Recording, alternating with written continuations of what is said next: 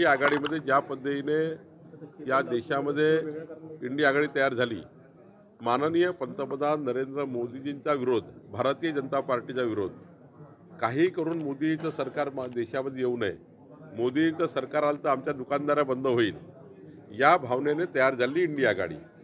आणि या इंडिया आघाडीचं खरं त्या ठिकाणी रूप काय होतं तर आपापल्या सरकार वाचवणे, आपापल्या मुलांना इस्टॅब्लिश करण्याकरता राजकारणाचा उपयोग करणे।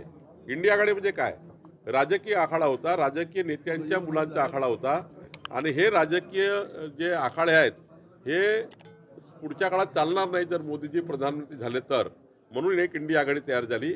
आणि आता इंडिया आघाडी का बर्बाद झाली, का ती संपली, का ती फुटली, कारण आता इंडिया आघाडीजवळ नेमकं धोरण नाही आहे, त्यांना विकसित देशाचं धोरण नाही आहे, विकासाचं धोरण नाही आहे, ते फक्त एकाच विषयावर एक झाले होते, सत्तेकरता, सत्तेपासून पैसा आणि पैशापासून सत्ता।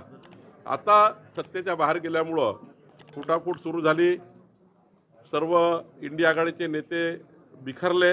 आणि आता तर परिस्थिती अशी आहे की महाराष्ट्रात सुद्धा उद्धव ठाकरेजी आणि काँग्रेस विरुद्ध शरद पवारजी या तुम्हाला या ठिकाणी दिसत आहे, कारण ते अविचारी आहेत, विचारगुण एक आले नाही आहे। महायुती मात्र विचाराची आहे, विकासाची आहे, आणि म्हणून आम्ही एकत्र आहोत आणि एकत्र राहू।